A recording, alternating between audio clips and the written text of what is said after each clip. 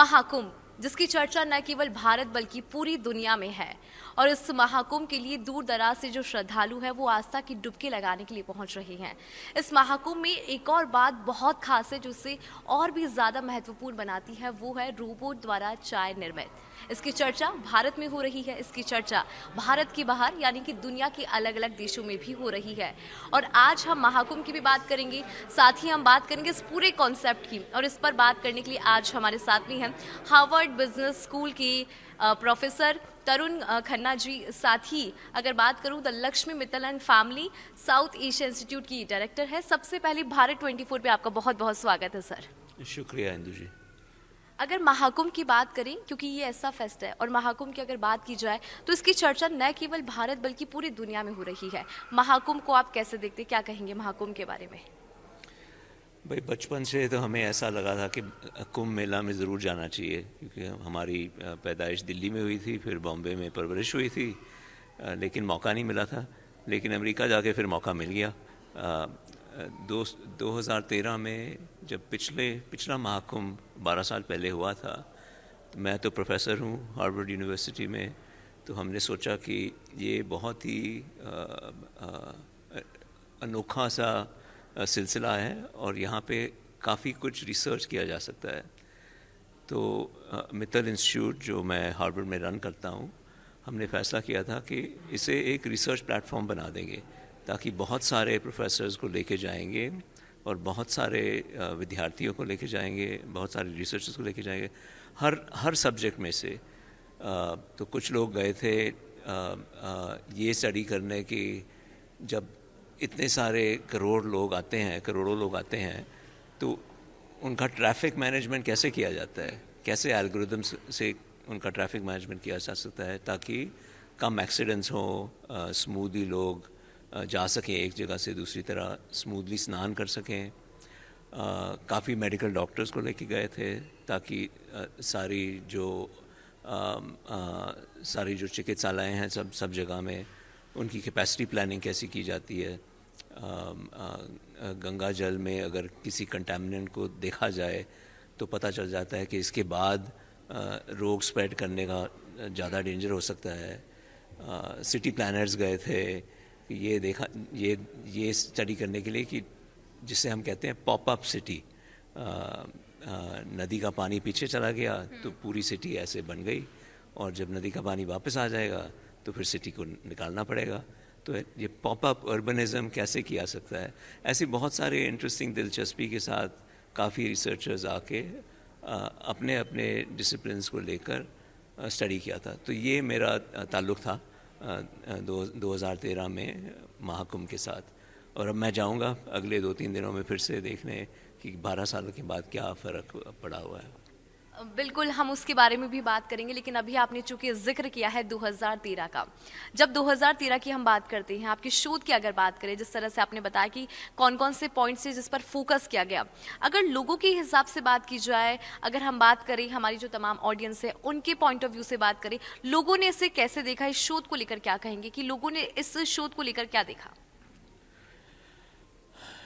लोगों को, मेरे ख्याल से लोगों को बड़ी दिलचस्पी के साथ ये देखा कि इतने सारे देखो, इंडिया में बाहर से जब हम देखते हैं तो हमें ऐसा नहीं लगता कि बहुत सारा ऑर्डर है, हर जगह में भीड़ होती है,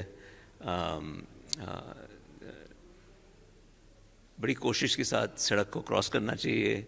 लेकिन यहाँ पे महाकुंभ में इतने सारे लोग, उस वक्त हमने एस्टिमेट किया था कि ऑलमोस्ट 70 मिलियन लोग आए थे। कितने हुए? 7 करोड़ लोग आए थे उस वक्त। अब तो कहते हैं कि इससे बहुत ज़्यादा आ रहे हैं। तो ये क्राउड कंट्रोल कैसे किया जाता है, सबसे ज़्यादा दिलचस्पी तो इसी की बात की थी। और सैनिटेशन कैसे रख सकते हैं ताकि ज़्यादा बीमारियां ना हो। ये 2 बातें मेरे दिमाग में भी पड़ी हुई हैं 12 साल बाद। Crowd control, sanitation were the major points. Okay, apart from this if we discuss, क्योंकि जिस तरह से हम देख रहे हैं महाकुंभ 2025, 2013 की हमने बात कर ली है, 2025 हम सभी के लिए खास है, भारतवासियों के लिए खास है। अभी तक आप महाकुंभ में नहीं गए, पहली बात तो ये। और दूसरी बात, मैं आपकी उस कॉन्सेप्ट का भी जिक्र यहाँ पर करना चाहूंगी जिसकी स्टोरीज हम लोग रोज देख रहे हैं मीडिया के अंदर। वो कॉन्सेप्ट है रोबोट द्वारा चाय निर्मित करना। इसका आइडिया कहाँ से जनरेट हुआ और इस पूरे कॉन्सेप्ट को लेकर क्या कहेंगे? तो ये लगभग 12 साल पहले मेरे एक स्टूडेंट अमलीक सिंह बिजराल और मैंने एक कंपनी शुरू की थी बेंगलोर में। इसका नाम है चाय पॉइंट। आज ये इंडिया की सबसे बड़ी चेन ऑफ टी कैफ़े जिसे कहते हैं, चाय की दुकानें बनी हुई हैं। लगभग 10 शहरों में है। और कोविड के बाद हमें ऐसा लगा कि इसकी डिलीवरी बिज़नेस तो बहुत बड़ी हो सकती है। इस वक्त मेरे ख्याल से कम 200 रेस्टोरेंट्स हैं हमारे 9 सिटीज़ में फैले हुए चाय पॉइंट ब्रांड के। बेंगलोर और दिल्ली में सबसे ज़्यादा हैं। पर कोविड के बाद हमें ऐसा लगा कि डिलीवरी बिज़नेस इतनी बड़ी हो गई थी कि हम जितना डिमांड था चाय का, आप तो जानती है कि भारतवासी चाय रोज़ 3, 4, 5, 6, 7 बार पीते हैं। और मेरा इरादा तो ये था कि आम से आम आदमी को बहुत बढ़िया कप चाय मिलनी चाहिए। ये नहीं होना चाहिए कि स्टारबक्स में जाना पड़े और पता नहीं कितने रुपए पे करने पड़े, 300, 400 रुपये पे करने पड़े चाय के लिए। सड़क पे तो मिलती है 10 रुपये की चाय। तो हमने कहा इसके बीच में कुछ ना कुछ तो प्राइस पॉइंट होना चाहिए जिससे बहुत ही बढ़िया प्याला चाय का मिल जाए और बहुत ही सैनिटरी चाय मिले, ताकि हम इनएडवर्टेंटली ऐसे डिज़ीज़ को ना स्प्रेड कर दें। तो ये कॉन्सेप्ट था हमारा। तो ये हमने बना दिया है और पूरा क्रेडिट तो मैं अपने स्टूडेंट को दूंगा, अमलीक सिंह को, जो सीईओ हैं इस कंपनी के। और जब महाकुंभ हो रहा था तो हम दोनों ने डिसाइड किया कि ये तो हमें यहाँ पे मेरे ख्याल से एटलीस्ट 20-30 मिलियन 2-3 करोड़ कप्स चाय की बनाएंगे ये 2-3-4 हफ्तों में। और इसके लिए कुंभ मेला में कम से कम 10 या 12 दुकानें खोली हुई हैं जो हमने बनाई हुई हैं। और उसके पीछे सारे रोबोट्स हैं। तो रोबोट्स चाय बनाते हैं और रोबोट्स का ये फ़ायदा है कि क्वालिटी बहुत ही बढ़िया होती है और कंसिस्टेंट होती है। वैसे तो हमारा कॉन्सेप्ट ये है कि इंडिया में कि आपने आपका नाम रुचि बनाया था, इंदू बताया था। तो जैसे इंदू की चाय बायोमेट्रिकली लिंक हो सकती है। एक बार आप अपने बायोमेट्रिक्स के साथ लिंक कर लो तो जैसे आप अपना चाय कस्टमाइज़ करोगे, इतनी सी इलायची, इतनी सी दालचीनी, इतना गरम, इतना सा फैट का दूध, आप जैसे मर्ज़ी आप दिलचस्पी के साथ आप अपनी चाय कस्टमाइज़ कर लें। फिर आप जहाँ भी जाएंगे चाय पॉइंट में आप इंदू की चाय बना सकते हैं अपनी बायोमेट्रिक्स के साथ। तो ये सिर्फ रोबोट कर सकता है, राइट। तो ये हमारा कॉन्सेप्ट है और ये बहुत ही फास्ट रोल आउट हो रहा है अब।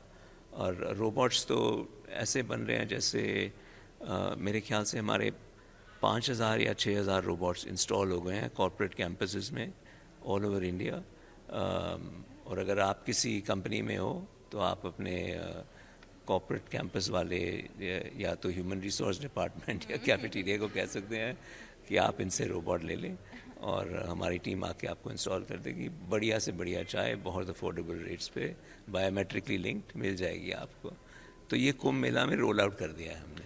बिल्कुल। और बहुत ही मज़ा आ रहा है। बिल्कुल, इट्स वेरी यूनिक कॉन्सेप्ट। यहाँ पे जब हम रोबोट की बात करते हैं और चाय की बात करते हैं तो कहते हैं कि भारत के अंदर ना चाय रिश्तों को मजबूती करने का एक छोटा सा बहाना है। चाय पे हम चर्चा करते हैं, रिश्तों को और भी मजबूती मिलती है।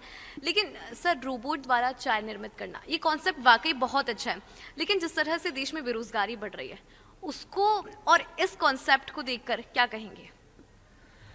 भाई, जैसे हम देख रहे हैं कि देखो, अगर मैं रोबोट एक नई टेक्नोलॉजी है। अगर आप दुनिया में देखो, ज़्यादातर तो ऐसे हुआ है कि जब भी न्यू टेक्नोलॉजी आई है लोग डर जाते हैं कि बेरोज़गारी हो जाएगी इसके साथ। लेकिन जो हम, जैसे अगर मैं अपना प्रोफेसर का हैट पहनूंगा एक सेकंड के लिए, मैं आपको बताऊंगा कि ज़्यादातर ऐसे नहीं हुआ है दुनिया भर में। अब मैं बहुत सदियों की बात कह रहा हूँ और बहुत जगहों की बात कह रहा हूँ कि जब भी टेक्नोलॉजी आई है तो दूसरे जॉब जनरेट हो गए हैं उसके रिजल्ट से। लेकिन अगर आप हमारी चाय के रोबोट्स की बात करें तो क्योंकि रोबोट्स के साथ हम इतनी लार्ज क्वांटिटीज़ चाय बना सकते हैं, हम रोज़गारी ज़्यादा बना रहे हैं और लोगों को हायर कर रहे हैं, क्योंकि दुकान के पीछे जब रोबोट है, सामने इतने सारे युवकों को कस्टमर्स को टैकल करना है और उनकी चाय देना इतनी। और अगर आप ऐसे कुंभ मेला में जाके देखेंगे, इतनी फास्ट लोग आके चाय मांगते हैं, तो रोबोट के बिना तो उन बच्चों का हाल ख़राब हो जाएगा। सो एक्चुअली हम देख रहे हैं कि एम्प्लॉयमेंट ज़्यादा बढ़ रही है बिकॉज ऑफ द रोबोट इस वक्त। तो कुल मिलाकर चाय भले ही रोबोट बना रहे हो, लेकिन कस्टमर्स को चाहे सर्विंग की हम बात करें, टैकल की बात करें, उसकी वजह से कहीं ना कहीं एम्प्लॉयमेंट बढ़ रहा है। अलग अलग तरीके के एम्प्लॉयमेंट बन रहे हैं, राइट। और जो हमारे पार्टनर हैं नंदिनी डेयरी, जो बेंगलोर की बहुत बड़ी डेयरी है, वहाँ पर भी रोज़गारी बढ़ रही है, क्योंकि इतना सारा दूध उनको लाना पड़ रहा है, राइट। सो ऐसे हमें ये कंक्लूजन पे जंप नहीं करना चाहिए कि क्योंकि रोबोट आया है या टेक्नोलॉजी आई है कि बेरोज़गारी बढ़ जाएगी। हमारे हिसाब से तो रोज़गारी बढ़ रही है अभी एक्चुअली। अभी देखो कैसे होता है अभी आगे। बिल्कुल, बहुत शुक्रिया तरुण जी, आपने इस कॉन्सेप्ट को विस्तार से हमारे दर्शकों को समझाया कि किस तरह से टेक्नोलॉजी का यूज़ करके हम एम्प्लॉयमेंट को बढ़ावा भी दे सकते हैं। क्योंकि ऐसा कहा जा रहा था कि जिस तरह से आज नई तकनीक का इस्तेमाल हो रहा है, रोबोट द्वारा चाय निर्मित की जा रही है, तो क्या यहाँ पर बेरोजगारी बढ़ रही है? लेकिन तरुण जी ने बहुत ही अच्छे तरह से ये समझाया कि इससे एम्प्लॉयमेंट बढ़ रहा है, क्योंकि तमाम जो लोग हैं चाय के अलावा अगर बात की जाए तो तमाम जो लोग हैं, चाहे वो हम सर्व करने की बात करें या फिर कस्टमर्स को टैकल करने की बात करें, वहां पर जो है लोगों की जरूरत होती है। और जब महाकुंभ की बात हो रही है तो बहुत ही कमाल का एक कॉन्सेप्ट काम कर रहा है। मैं इंदु राठौड़, कैमरा पर्सन राकेश के साथ, भारत 24।